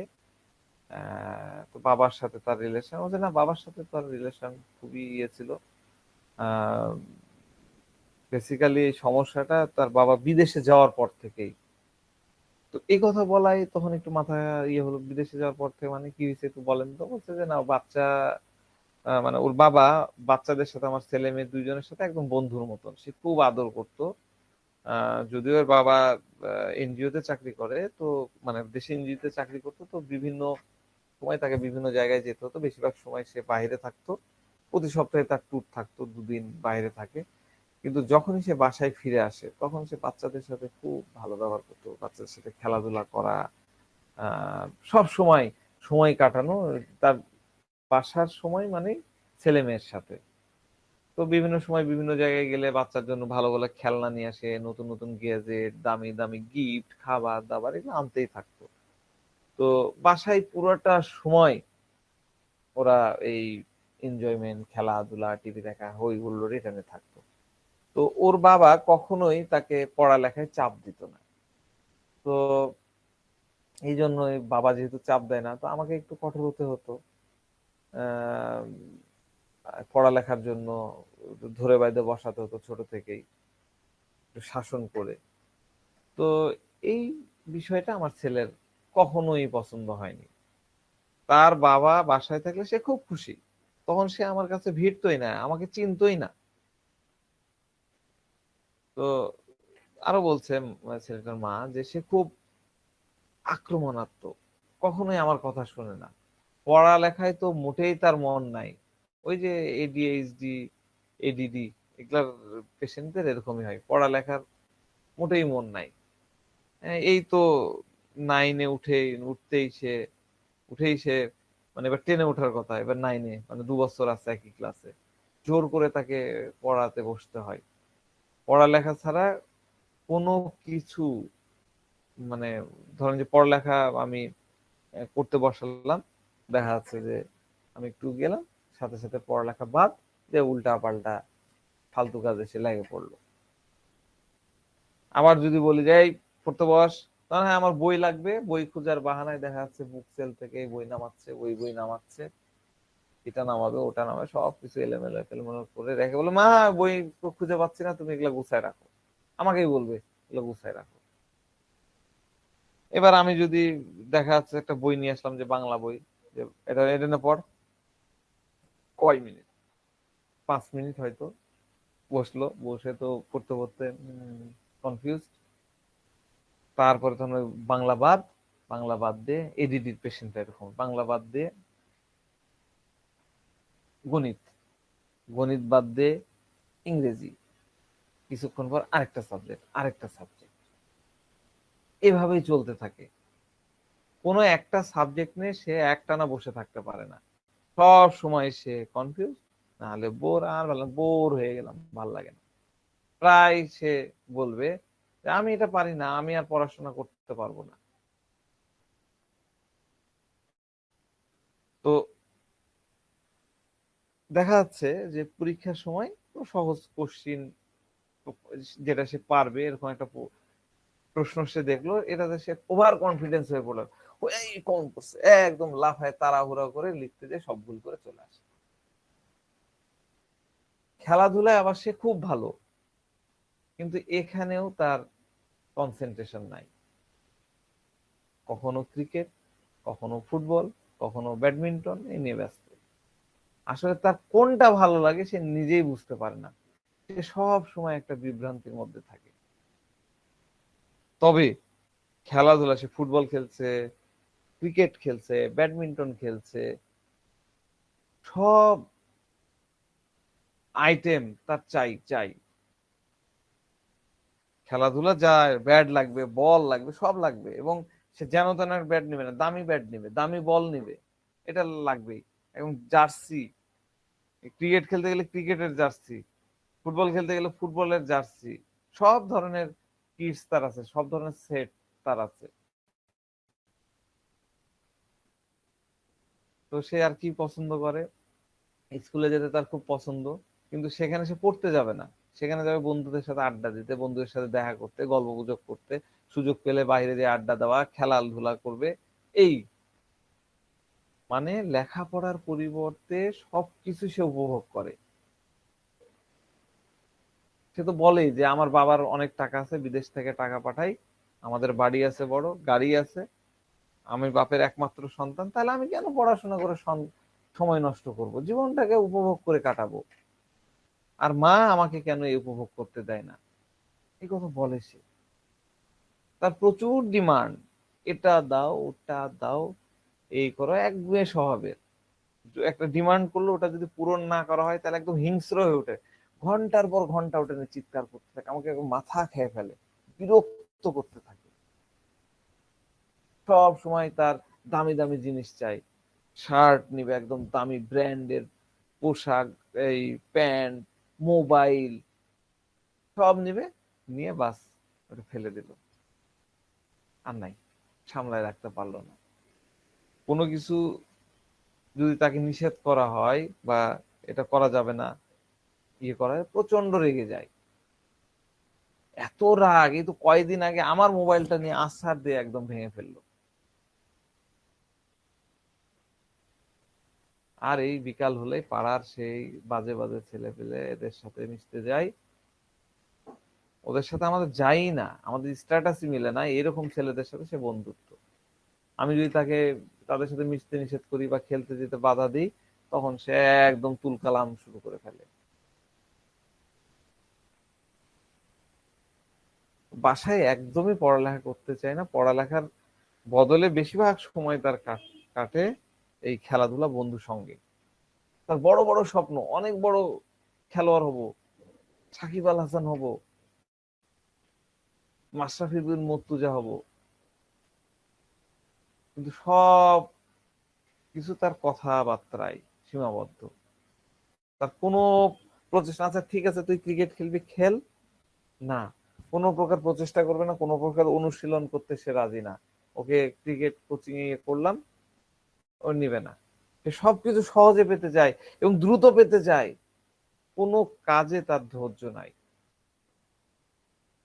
তো পড়ালেখা নিয়ে চাপাচাপি করলে কখনো কখনো বলে যে এগুলা পড়ালেখা টাকা আমার জন্য না, আমি বড় ব্যবসায়ী হব, আমার বাবা টাকা পাঠাবে, বড় ব্যবসায়ী হব, আমাকে আপনি আমাকে তুমি পড়তে বাধ্য করো না। আর আমাকে নাকি, আমাকে দোষ দিতে থাকে যে তুমি আমার স্বপ্ন পূরণ করতে, তুমি আমার স্বপ্নের বাধা। তো তার মতে স্কুল স্কুল পরীক্ষা, পড়াশোনা, নাম্বার পাওয়া, হ্যাঁ, এগুলো সব হলো বড় সমস্যা। এই সমস্ত কিছুই হচ্ছে তার এই যে বড় হওয়া, খেলোয়াড় হয়ে বড় হওয়ার পথের অন্তরায়। এগুলো তার জীবনকে এনজয় করতে দিতে চায় না, এনজয়মেন্টের পথের অন্তরায়। তো কিছুদিন আগে তো সে এক বড় তামাশা করলো।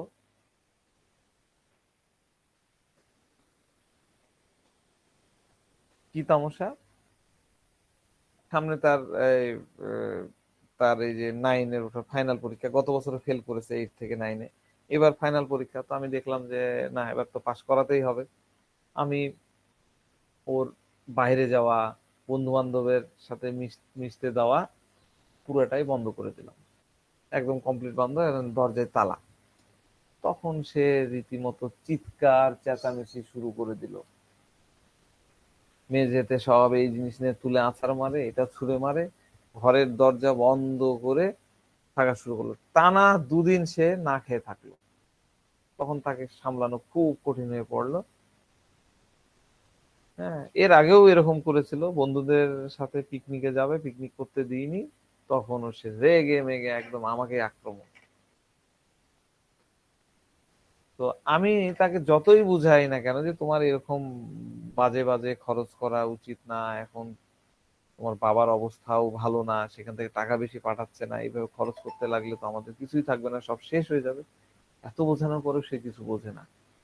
বোঝাতে গেলে সে দেওয়ালে মাথা ঠুকতে শুরু করে, আমাকে মারতে শুরু করে, গালাগালি করতে, অশ্রব্য ভাষায় গালাগালি করতে থাকে, জোরে জোরে চিৎকার করতে থাকে, বেয়াদবি করতে থাকে। বাসায় কোনো যদি গেস্ট আসে তাদের সামনেও সে থামে না, তাদের সামনে গালাগালি করতে থাকে। কয়দিন আগে তো একটা গ্লাস ছুঁড়ে আমাকে মেরেছিল, এই দেখেন এখানে এই মাথার এখানে আমার কপালটা কেটে যায়। কিন্তু এটাতেও তার ন্যূনতম অনুশোচনা তার মধ্যে নাই, লজ্জাও নাই, বরং হাসতে লাগতেছিল যে আমার কথা না শুনলে এরকম আমি আবার করব। আমি খুবই হতাশ ডাক্তার সাহেব। তো দেখা যাচ্ছে সে যখন ভালো থাকে তখন আমি জিজ্ঞাসা করি যে তুমি কেন এরকম আচরণ করো কেন? তখন সে উত্তর দেয় যে এর জন্য তুমিই দায়ী। বাবা যদি আমাদের সাথে থাকতো তাহলে তিনি আমাকে বুঝতেন, তিনি তো আমাকে জ্বালাতেন না। ছোটবেলা থেকে তুমি আমাকে একদম অতিষ্ঠ করে তুলছো। বাবা থাকলে আমাকে ভালো ক্রিকেট ট্রেনিং দেওয়ার ব্যবস্থা করতো, এতদিন ট্রেনিং দিলে আমি কতদূর পৌঁছায় যেতাম। আর তোমার কারণে আমার খেলাধুলা বন্ধ হয়ে গেছে, আমি পড়ালেখাও করতে পারি না, খেলাধুলা ভালো করতে পারতেছি না। তুমি আমাকে পড়াতে পড়াতে, পড়তে পড়তে আমাকে মেরে ফেলতে চাও। তুমি একদিন ঘুমের মধ্যে আমার শ্বাসরোধ করে ফেলবা, তবেই তুমি শান্তি পাবা। তো ডাক্তার সাহেব, তার একটাই অভিযোগ, আমি তার সব জায়গায় বাধা দিই। হ্যাঁ। তো একদিন সে বলতেছে যে তুমি সবকিছু, তুমি তো কিছুই করতে পারলা না, এই যে আমার এতগুলো ব্রণ, আমার এই যে ফোড়া টোড়া এত ইয়ে, তো একটা ভালো ডাক্তার খুঁজে পেলে না, তুমি আমার সবচেয়ে বড় শত্রু।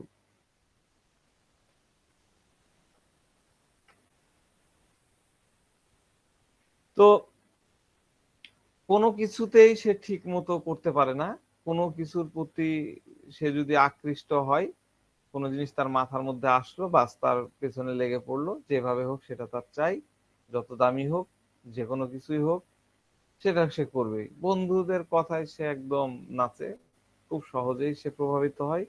একদিন তার এক বন্ধু, ক্লোজ ফ্রেন্ড, সে নতুন একটা টিউটরের কাছে টিউশনি শুরু করলো। তো সেখানে ওগুলা আমাকে ভর্তি করে দিতে হবে, ভর্তিও করে দিলাম। যাক, একটু ছেলের মন ঘুরছে, ভর্তি করে দিলাম। 1 সপ্তাহ যেতে না যেতে ওই টিউটরের কাছে যাওয়া বন্ধ করে দিল। বলে যে স্যার খুব রাগী, কর্কশ ভাষায় কথা বলে, আমার এরকম স্যার দরকার নেই। আর তাছাড়া এই স্যার টিউশনি, মানে টিউশনিতে গেলে আমি ঠিক মতো খেলাতে মনোযোগ দিতে পারছি না। বিকেল বেলা উনি টিউশনি করান আমার খেলার সময়, এই ক্লাসের জন্য, টিউশনি ক্লাসের জন্য ডাকে, আমি এটা করব না। তো যাক, আমি তারপরে তাকে একটা হোম টিউটর দিলাম। সেখানেও সে তার দোষ খুঁজে বের করলো, উনি তো কিছু বলতেই জানেন, এটা ভুল করেছে, দেখো এটা ভুল করেছে, কিন্তু শেখাতেই জানেন না। এইরকম আর কি ডাক্তার সাহেব। তো আপনি এর জন্য ব্যবস্থা করেন। এই যে আলোচনাগুলো করলাম গল্পের মতন করে, এটাই ছিল কেস। বেশিরভাগ কেস গুলোতে গার্জেন, এই টাইপের গার্জেন গুলো এই টাইপেরই অনেক আলোচনা করে, এই ধরনের কথোপকথন গুলা করে। আপনাকে জাস্ট এক্সট্রাক্ট করতে হবে কি বললো, কোন জায়গা থেকে নিতে নিতে পারলো। আমার মনে হয় যে আপনারা সবাই বুঝতে পেরেছেন কেসটা কি। আমি আপনাদেরকে অ্যানালাইসিস করতে দিতে চাই, আমি সবই পড়াইছি যতখানি ছিল। আহ, আপনারা, আজকে অবশ্য সময় হয়ে গেছে, আমি একটা কাজ করি, এই কেসটাকে আমি রাইট আপ করে ইয়েতে দিয়ে দিই, আপনারা এটা অ্যানালাইসিস করেন, কালকে এটা নিয়ে বিস্তারিত আলোচনা করব। ঠিক আছে? কোনো আপত্তি কারো? না এখনই ডিসকাশন করে শেষ করতে চান?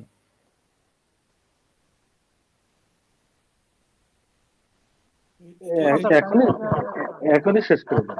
আচ্ছা, তাহলে আপনারা একটু আলোচনা করেন কি হতে পারে।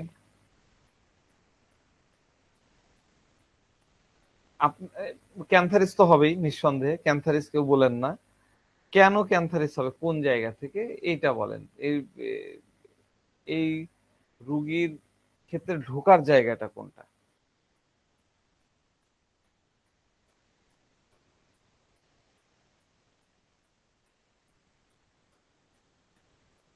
এ যাবৎ যে ক্লাসগুলো নিলেন এর ভিতরে তো এই রোগীর মধ্যে সবকিছুই আছে। হ্যাঁ, এই যে আবসিভ আছে, তারপরে এই যে আপনার এই যে এমিটিভনেস আছে, অ্যামোরাস আছে, তারপরে ডেলুশন অবজেক্ট অ্যাবাউট শাইনিং আছে। মানে এই মানে এটা মানে অনেক কিছু আছে যেগুলো ক্লাস নিলেন এই যাবৎ সবকিছু এই রোগীর মধ্যে আছে। ঢুকবো কোন দিক দিয়ে? প্যাথোলজি থেকে আসলো? প্যাথোলজি হলো আসলে এই ছেলেটা আহ, সবকিছু চায়, সবকিছুকে উপভোগ করতে চায়, আসলে পড়াশোনা বাদ দিয়ে। হ্যাঁ, ওর ওই নেশা খালি এটা চাওয়া ওটা চাওয়া, কিন্তু আসলে সে কোনো কিছুই করতে চায় না। তার প্যাথোলজিটাই হলো সবকিছুই চায়, কোনো কিছুই সে ইয়ে করতে চায় না, মানে শেষ করতে পারে না। যার ফলে ওই তার ভিতরে একটা অপ্রাপ্তি কাজ করে আর কি। এরকম কি কিছু? হুম, আচ্ছা, অপ্রাপ্তি কাজ করে। আচ্ছা, এই কেসটা বুঝতে পারেননি কে? জি, ডক্টর আব্দুল্লাল ফিরোজ।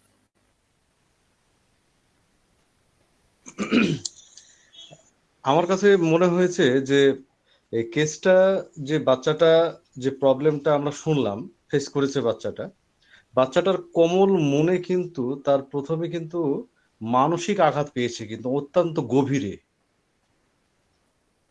এবং কোন এই জায়গা থেকে? মানসিক আঘাত, হ্যাঁ, কোন জায়গা থেকে আঘাতটা পেয়েছে? আঘাতটা পেয়েছে বাবার কাছ থেকে, কারণ তার বাবার সঙ্গে তার যে বিচ্ছেদ, এই বিচ্ছেদটা তার অবচেতন মনে দারুণভাবে প্রভাবিত করেছে তাকে। আচ্ছা, হ্যাঁ, দারুণভাবে প্রভাবিত করেছে অবচেতন মনে।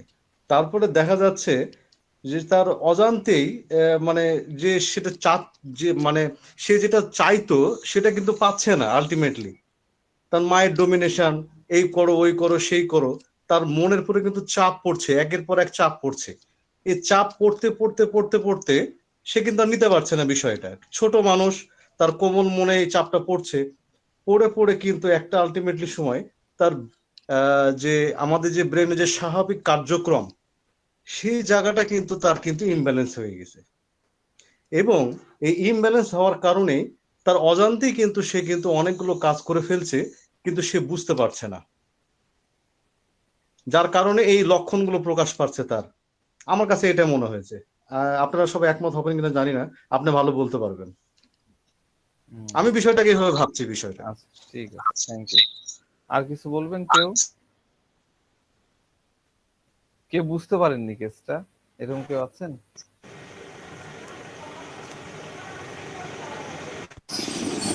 স্যার আমি কি একটু বলবো হ্যাঁ হ্যাঁ, যেটা শিওর শিওর, বুঝলাম আর বলেন। কি।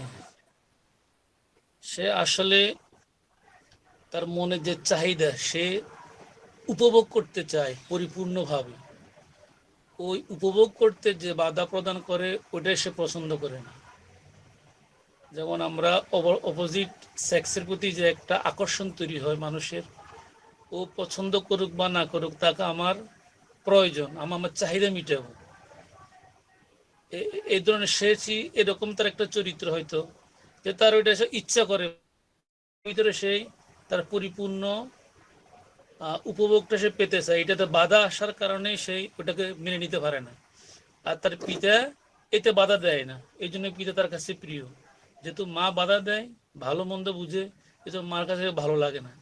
এখান থেকে তার বাধা আসার পরিপ্রেক্ষিতে তার প্যাথোলজি, মেন্টাল স্টেটে গ্রো হয়েছে, আমরা যতটুকু ধারণা আর কি। থ্যাংক সুন্দর, ইউ স্যার। সুন্দর হয়েছে। আর কেউ?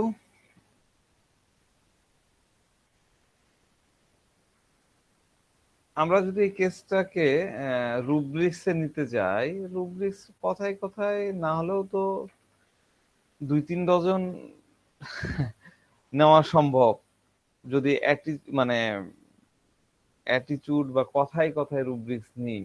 কি নাই এখানে? ডিফাইন্ড নাই, কন্ট্রাডিকশন, ইনটলারেন্স অফ কন্ট্রাডিকশন, তারপরে অ্যাবিউসিভ, ডেলুশন সিজড, ইমপ্রেশনেবল, হ্যাঁ, অ্যাঙ্গার, তারপরে কন্ট্রারি, ডিস্ট্রাকটিভনেস, ইনসুলেন্স, ইমপেশেন্স, সবই আছে। হ্যাঁ, তারপর রেজ, লিবার্টিজম, লিবার্টিনিজম, ব্লাসফেমি আছে, ইরোটিকও আছে। হ্যাঁ, ব্লাসফেমি, ইরোটিক, তারপরে বিজি ফুটলেসনেস, পড়ালেখা বাদ দিয়ে উল্টাপাল্টা কাজে ব্যস্ত, হ্যাঁ, chaotic, confusion of mind, cruelty, seamless, এরকম কাদি গাদি নেওয়া যায়। ঠিক আছে, কিন্তু তার এই ইয়েটার কি হয়েছিল, এটার একটু ফলো আপটা বলি। ফলো আপটা হলো, পেশেন্টকে 200 দেওয়া হলো, আর একটু বেশি দিলে ভালো হতো। 200 দেওয়ার পরে থেমে গেলাম। এই সাইক্রেটিক পেশেন্ট গুলাকে আপনারা কিন্তু রিপিটেড দিবেন না, সিঙ্গেল ডোজ, 1 দিন 2 দিন খাওয়াই দিলেন, মানে স্প্লিট করে, বা একদিনই খাওয়াই দেন, দিয়ে এবার চেপে থাকেন। তো ওষুধ খাওয়ার 1 মাসের মধ্যে মা মোটামুটি একটা পরিবর্তন বুঝতে পারলো, বিশেষ করে তার রাগটা অনেকখানি থেমে গেছে, অনেকখানি 30-35% উন্নতি হয়েছে। তো যেহেতু 30% বলেছে, প্লাসিবো 6 মান্থ ধরে চললো। এই 6 মাসে খুব ভালো আচরণ, অন্য আচরণ গুলাও তার মধ্যে পরিবর্তন দেখা গেল। অস্থিরতা আছে, কিন্তু উন্নতি হয়েছে। অস্থিরতা আছে, উন্নতি হয়েছে, পড়ালেখায় উন্নতি হয়েছে, টিউশনিতে সে যাচ্ছে, প্রাইভেট টিউটরের কাছে যাচ্ছে, রেগুলার যাচ্ছে। কিন্তু এক্সেলেন্ট রেজাল্ট পাওয়া গেল 1 বছর পরে। কিভাবে পাওয়া গেল? সে তো আগের বছর পাসই করতে পারেনি, এবার সে 60% নাম্বার পেয়ে ক্লাস 10-এ উঠলো। হ্যাঁ, এখন সে লেখাপড়ার সাথে নিয়মিত খেলাধুলা করে। ওই যে দামি দামি আমার এই অমুকের সিগনেচার সম্বলিত জার্সি, ব্যাট, অমুক লাগবে, এই যে কেনাকাটার যে ঝোঁক, এই ঝোঁকটা আর নাই তার মধ্যে। যে এক্সট্রা ভ্যাগেন্স, সেই এক্সট্রা ভ্যাগেন্স বিষয়টা কিন্তু চলে গেছে। ঠিক আছে, তো হয় কি, এডিএইচডির কেস বা মানে এগুলা হয় কি, আমাদের থেকে তো সাইকিয়াট্রিস্ট যারা, তারা অনেক বেশি ইয়ে করতে পারে। যেমন আমি কিছু পেশেন্ট দেখেছি, কিছু মানে 2-3টা পেশেন্ট দেখেছি বাইপোলার ডিসঅর্ডার। আমি কিন্তু এই অসুখটার নামই জানতাম না। তো ওই মামুন হোসেনের প্রেসক্রিপশনে ওখানে দেখলাম বাইপোলার, নিয়ে ওটা নিয়ে স্টাডি করলাম, করে দেখলাম যে ওখানে কিছু কমন ফিচার আছে। ওই কমন ফিচার গুলো ম্যাচিং করলেও তো আপনি অনেকখানি আগায় গেলেন, কিন্তু স্পেসিফিক ক্যারেক্টার ম্যাচিং করতে গেলে আপনাকে অবশ্যই মেডিসিনের ক্যারেক্টারটা বুঝতে হয়। তো যাক, আপনারা যদি এই টার্ম গুলা, এই অসুখগুলা সম্পর্কে জানেন, মানে আমাদের কেন আহ এটা কি বলে, প্র্যাকটিস অফ মেডিসিন বলেন, এটা কি বলে, এই ফিচার গুলাকে আমরা পড়ি, এটা কোন ইয়েতে পড়ে? প্র্যাকটিস অফ মেডিসিন তো বলে না? প্র্যাকটিস অফ মেডিসিন যদি আমরা পড়ি, তাহলে এই ফিচার গুলো আমাদের খুব কাজে লাগে। মানে ডিজিজ ফিচার গুলা, অনেক সিমটম থাকে, যে সিমটম গুলা দেখা যাচ্ছে যে ওই ডিজিজের সিমটম আমরা রোগীর মধ্যে কিন্তু পাই। এই পেশেন্টের ক্ষেত্রে আমরা কিন্তু পেলাম। কিন্তু কিছু রুব্রিক্স অবশ্য নেওয়া যায় ডিজিজ বিবেচনা করে, কিন্তু আলটিমেটলি আমাদের পিকিউআরএস, যেটাতে আপনি ডিফারেন্ট করবেন, সেটা কিন্তু ওই অ্যাটিটিউড থেকেই, তার পেশেন্টের হাব ভাব থেকে ইয়ে করা যাবে। তো যাক, এই পেশেন্টের মধ্যে সবচেয়ে গুরুত্বপূর্ণ ফিলিংস যেটা তার এই যে প্যাথোলজি তৈরি করলো, তার এই যে চরম অবস্থায় তাকে নিয়ে আসলো, এটা কোন জায়গা থেকে? এটা কিন্তু আমাদের ওই যে শহীদুল্লাহ ভাই না, নাকি বললেন না একটু আগে, উনি কিন্তু বলে ফেলেছেন। হ্যাঁ, উনি বলে ফেলেছেন, সেটা হলো যে এর মূল কনসার্ন কি, এর মূল, এই পেশেন্টার, এই ছেলেটার মূল ইয়েটা কি, আহ, মানে দৃষ্টি বা মূল কনসার্ন যেটাকে বলে, যেটা চাহিদা, সেটা কি? জীবনটাকে উপভোগ করা, এনজয়মেন্ট। সে কোনো লোড নিতে চায় না, পড়তে বসালে 5 মিনিটের বেশি বুকে থাকতে পারে না, লোড নিতে চায় না। সে খুব সিম্পল লাইফ লিড করতে চায়, ফ্রিডম থাকতে চায়। বাবার কাছে বাল্যকালে সে যেটা পেত, কিন্তু বাবা বিদেশে চলে গেছে 5-6 বছর হলো, তখন থেকে তো সে পাচ্ছে না। তারপর থেকে সবকিছু তাকে বিরক্ত করা শুরু করলো। তার মা তার মা কি করছে, সবকিছু থেকে তাকে কাট অফ করে দিচ্ছে। তার এনজয়মেন্ট যেখানে যেখানে হয়, সেই এনজয়মেন্টকে কি তুমি এটা করতে পারো, খেলে এনজয় এনজয় করতেছে, খেলা বন্ধ করতে বসো, খেলা দূরে রাখো। এটাই তো করছে, তাই না? আমি আমার ভাষায় বলতেছি, পেশেন্টের ভাষায় বলছি না, কাহিনী তো এটাই। তাহলে তার কাছে বড় কি হলো, এই যে তার এনজয়মেন্টটা ছেদ পড়ে গেল। ছেদ পড়ে যাওয়াটাকে আমরা কি বলি? আমার পুরনো স্টুডেন্টরা বলেন, ইনজুরি বিং ইনজুর্ড। হ্যাঁ, ইনজুরি বেন ইনজুরি। কোনো কিছুতে যখন ছেদ পড়ে যায় তখন আমরা ইনজুরি বলি। ইনজুরি মানে শুধুমাত্র ওই বাড়ি খেলাম, আঘাত লাগলো, কেটে গেল, এটা না, এটাও এনজয়মেন্টে ইনজুরি। ছোটবেলা থেকেই সে মায়ের কাছে ইনজুরি বিন ইনজুর্ড, ছোটবেলা থেকেই মায়ের কাছে। বাপ তো কোলে পিঠে ইয়ে করে, কিন্তু মা চান্স পেলে এই বস, করতে বস। দেখেন আমরা এইভাবে কিন্তু প্যাথোলজি গ্রো করায় দিই। এই ব্যাড প্যারেন্টিং বলে এটাকে। প্যারেন্টিং এর উপরে আমাদের ট্রেনিং হওয়া উচিত। আমরা ডাক্তার, আমাদেরও শেখা উচিত আমাদের পেশেন্টদেরকে, তার আইপিআর মানে প্যারেন্টসদেরকে আমাদেরকেই তো এডুকেটেড করতে হবে, নাহলে আপনি রোগ ভালো করতে পারবেন না। তো আপনি ওষুধ দিচ্ছেন, এনভায়রনমেন্ট চেঞ্জ হচ্ছে না, আপনি সর্দির ওষুধ দিচ্ছেন, সিরাপ দিচ্ছেন, আর এদিকে ঠান্ডা পানি খাওয়াচ্ছেন, আপনার সর্দি ভালো হবে না। তো ওই রকম বাবা মাকেও আমাদেরকে ট্রেন আপ করতে হবে। সুযোগ থাকলে আমরা হয়তো কখন আলোচনা করব। তো বাবা যখন বিদেশে চলে গেল, তখন এটা এই ইনজুরিটা আরো তীব্রভাবে হওয়া শুরু হয়ে গেল, তাই না? তাকে রক্ষা করার মতন কেউ নাই। আগে তো বাবার স্নেহ, ভালোবাসা, মমতা এইটা ওইটা দিত, কিন্তু মায়ের কাছে ইনজুরি হতেই আছে। এই জন্য আমরা কি নিব, আমরা যে রুব্রিক্স নিব এই কেসটা সলভ করার জন্য, সেটা কি rubrics? Delusion injury, injury being injuries, delusion injury being injuries. ঠিক আছে? এরপরে এই ইনজুরি হওয়ার অনুভূতিটা ধীরে ধীরে কি করছে, তাকে delusion ceased, as if delusion ceased, আমাদের যে রুব্রিক্স আছে ডেলুশন সিজড এর মধ্যে নিয়ে গেল। সিজ নিয়ে তো আমি মনে ব্যাখ্যা দিইনি, দেখি সামনের দিন আলোচনা করবো নি। ডেলুশন সিজড নিয়ে গেল, সিজডে। তাহলে ক্যান্সারিসের ক্ষেত্রে ইনজুরিটা কি করে, ইনজুরি ক্যান্সারিস পেশেন্টকে সিজে নিয়ে চলে যায়।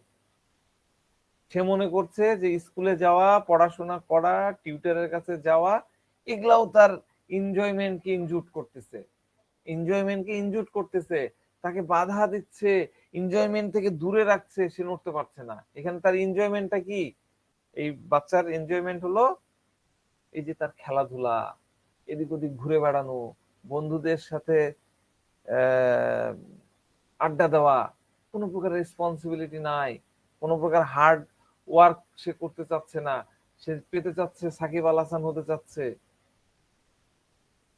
হ্যাঁ, কিন্তু সে হার্ড ওয়ার্ক করতে চাচ্ছে না, কোনো প্রকার বাইন্ডিং তার মধ্যে নাই। সে শুধু ফ্রিডম চাই, ফ্রিডম। এই ফ্রিডমটা কি? লিবার্টিনিজম। আমাদের রুব্রিক্স হচ্ছে লিবার্টিনিজম, তো আলোচনা করলাম কয়দিন আগে, লিবার্টিনিজম। ঠিক আছে, লিবার্টিনিজম।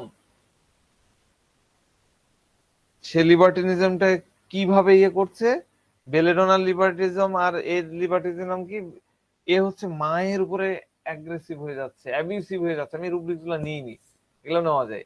অ্যাবিউসিভ, অ্যাগ্রেসিভ, হ্যাঁ, কাওয়ার্টিস, এরকম হয়ে যাচ্ছে। আর কি, সে ডিফাইন, মায়ের বিরুদ্ধে চারণ করছে, ঊর্ধ্বতন কর্মকর্তাকে মায়ের ডিফাইন করছে, এবং কন্ট্রারি, রোগ পরিস্থিতি থেকে সেই এরকম হয়ে গেছে, ডিফাইন্ড আর কন্ট্রারি হয়ে গেছে রোগ পরিস্থিতি থেকে। তো এই রুব্রিক্স গুলাকে যদি আপনি নেন, তাহলে অ্যানালাইসিস করলে ক্যান্সারিস আসবে। তো ছেলেটার আচ্ছা মা, আচ্ছা, কাসার ভাই, এখানে আপনি টকিং বিজনেসটা নিচ্ছেন না কেন?